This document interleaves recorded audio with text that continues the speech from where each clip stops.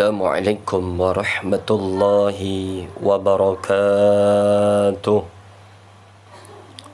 Innal hamdalillah nahmaduhu wa nasta'inuhu wa nastaghfiruh wa na'udzu billahi min shururi anfusina wa min sayyiati a'malina. Man yahdihillahu fala mudilla lahu ومن يضلل فلا هادي له أشهد أن لا إله إلا الله وأشهد أن محمد رسول الله. اللهم صل على سيدنا محمد وعلى آل سيدنا محمد كما صليت على سيدنا إبراهيم وعلى آل سيدنا إبراهيم وبارك على سيدنا محمد وعلى آل سيدنا محمد كما باركت على سيدنا إبراهيم وعلى آل سيدنا إبراهيم في العالمين إنك حميد مجيد. أما بعد فيا أيها المسلمون اتقوا الله حق تقاته ولا تموتن إلا وأنتم مسلمون. يا أيها الذين آمنوا اتقوا الله حق تقاته ولا تموتن إلا وأنتم مسلمون. Hadirin sidang Jumat yang dimuliakan Allah, mari kita bersama-sama ungkapkan rasa syukur kita kepada Allah. Kita ungkapkan rasa syukur yang amat dalam hati kita, karena Allah Subhanahu wa ta'ala telah memberi kita begitu banyak nikmat, yang kenikmatan anugerah-anugerah tersebut ketika kita hitung, kita tidak akan pernah bisa menghitungnya sampai kapanpun.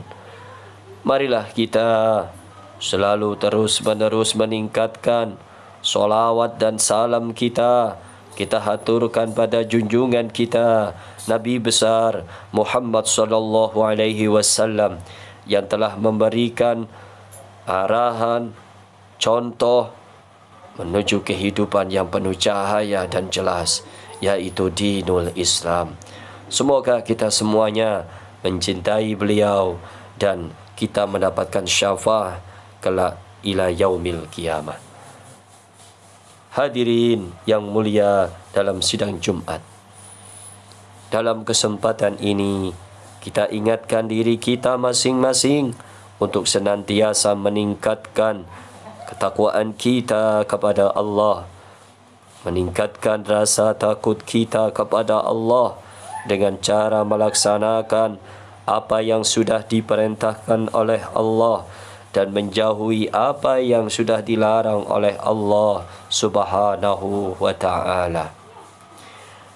Mari kita selalu mengajak diri kita secara pribadi untuk terus berusaha meningkatkan keimanan dan ketakwaan kita kepada Allah Rabbul Alamin. Dan semoga kita semuanya selalu diberikan petunjuk dan kekuatan. Semoga kita bisa menetapkan keimanan dan ketakwaan kita kepada Allah Subhanahu wa ta'ala. Saudaraku jamaah solat Jumat yang berbahagia, Allah Subhanahu wa ta'ala adalah zat yang maha kuasa atas segala hal, maha adil, memperlakukan setiap hambanya dengan seadil-adilnya. Tidak ada sedikit pun kezaliman darinya terhadap makhluknya. Setiap amal perbuatan manusia akan mendapat balasan yang setimpal sesuai dengan apa yang telah dikerjakannya. Allah dalam hal ini telah menegaskan banyak sekali firman-firman-Nya dalam Al-Quran, seperti yang kita temukan dalam ayat وَلِكُلِّ دَرَجَاتٌ مِّمَّا عَمِلُوا وَمَا رَبُّكَ بِغَافِلٍ عَمَّا يَعْمَلُونَ. Al-An'am ayat 132. Dan masing-masing orang memperoleh derajat-derajat sesuai dengan apa yang dikerjakannya, dan Tuhanmu tidak lengah dari apa yang mereka kerjakan. Di sisi lain, kita semuanya bisa menemukan bahwa Allah Subhanahu wa Ta'ala juga berfirman dalam Al-Hadid ayat 21. Sabiqu ila maghfiratin min rabbikum wa jannatin 'arduha ka'ardis samai wal ardi u'iddat lil ladzina amanu billahi wa rusulihi dzalika fadlullahi yu'tihi man yasha'u wallahu dzul fadlil 'azim. Berlomba-lombalah kamu untuk mendapatkan ampunan dari Tuhanmu dan surga yang luasnya seluas langit dan bumi, yang disediakan bagi orang-orang yang beriman kepada Allah dan Rasul-Rasulnya. Itulah karunia Allah yang diberikan kepada siapa yang Ia kehendaki, dan Allah mempunyai karunia yang besar.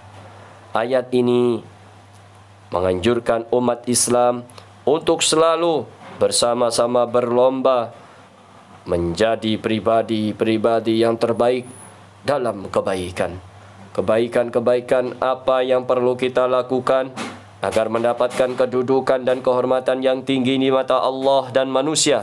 Ada beberapa hal yang bisa kita peroleh. Yang pertama adalah menjadi penolong atau solusi bagi saudara-saudara kita. Ketika ada saudara kita, ada orang lain, ada seseorang pun yang sedang menghadapi masalah.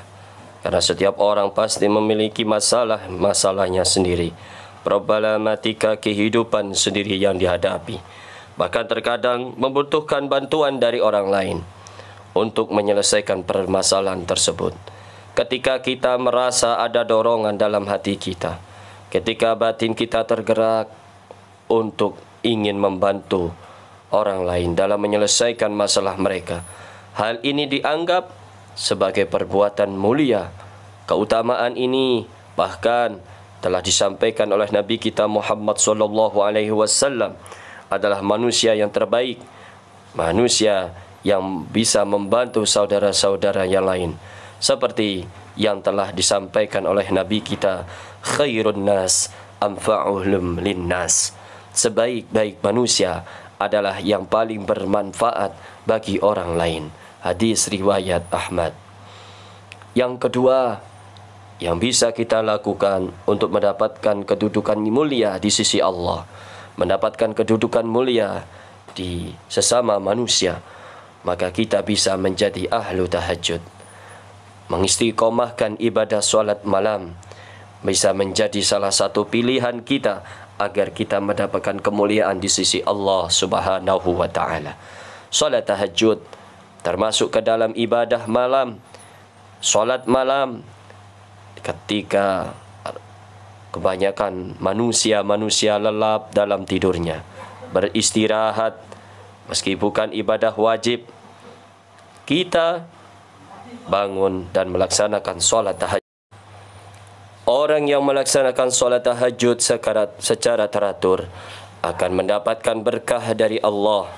Dan dikatakan juga bahawa solat ini membawa seorang Muslim lebih dekat kepada Allah Subhanahu wa Ta'ala, dan hidupnya dipenuhi dengan kedamaian.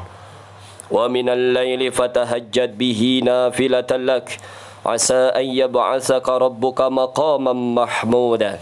Pada sebagian malam lakukanlah solat tahajud sebagai suatu ibadah tambahan bagimu. Mudah-mudahan Tuhanmu mengangkatmu ke tempat yang terpuji. Surat Al-Isra ayat 79. Dan yang ketiga yang bisa kita lakukan adalah menjadi sahabat dengan Al-Quran. Bahawa di setiap rumah itu ada Al-Quran. InsyaAllah di rumah-rumah kita ada Al-Quran. Tinggal seberapa sering Al-Quran itu kita baca, seberapa sering kita melihat, memegang Al-Quran dan kita baca di rumah kita masing-masing. Iqra'ul Qur'an fa innahu ya'ti yaumal qiyamati syafi'an li ashabih. Bacalah Al-Quran, sesungguhnya ia akan datang pada hari kiamat menjadi pemberi syafaat bagi orang-orang yang bersahabat dengannya. Hadis riwayat Muslim. Saudaraku jamaah solat Jum'ah yang berbahagia, Jadi sebaik-baik sahabat karib adalah Al-Quran, yang dengannya akan membuat hati kita tentram ketika kita membacanya. Ketika kita membacanya, hati serasa bahagia, dan lebih dari itu Al-Quran akan menjadi pembela kita di hari kiamat kelak. Dan yang keempat, menjadi orang yang berilmu. Untuk menjadi seseorang yang berpengetahuan luas, tentunya diperlukan proses pembelajaran yang baik dan tekun, serta restu dari orang tua dan guru. Terdapat berbagai cara, metode yang dapat dilakukan untuk memperoleh pengetahuan yang luas. Mencari ilmu kemanapun merupakan kewajiban bagi setiap individu yang mengaku sebagai seorang muslim. Manfaat hasil dari pembelajaran yang baik dan benar adalah memperoleh pengetahuan yang melimpah luas, sehingga seseorang menjadi individu yang berpengetahuan. Individu yang berpengetahuan akan memiliki kedudukan yang tinggi, karena sesungguhnya Allah akan meninggikan derajatnya sebagaimana firman-Nya dalam Al-Quran, yarfa'illahu alladhina amanu minkum walladhina utul ilma darajat wallahu bima ta'maluna khabir. Niscaya Allah akan mengangkat derajat orang-orang yang beriman di antara kamu dan orang-orang yang berilmu beberapa derajat, dan Allah Maha teliti apa yang kamu kerjakan. Al-Mujadilah ayat 11. Demikian khutbah kali ini. Semoga kita selalu bisa menjadi juara kebaikan, mendapatkan ampunan dari Allah, memiliki kedudukan yang tinggi di sisi Allah, dan dekat dengan Allah Rabbul Alamin. Barakallahu li wa lakum fil Qur'anil Karim, wa nafa'ani wa iyyakum bima fihi minal ayati wa dzikril hakim. Wa aqulu qawli hadza wa astaghfirullahal azim li wa lakum wa lisairil muslimin fastaghfiruhu innahu huwal ghafurur rahim.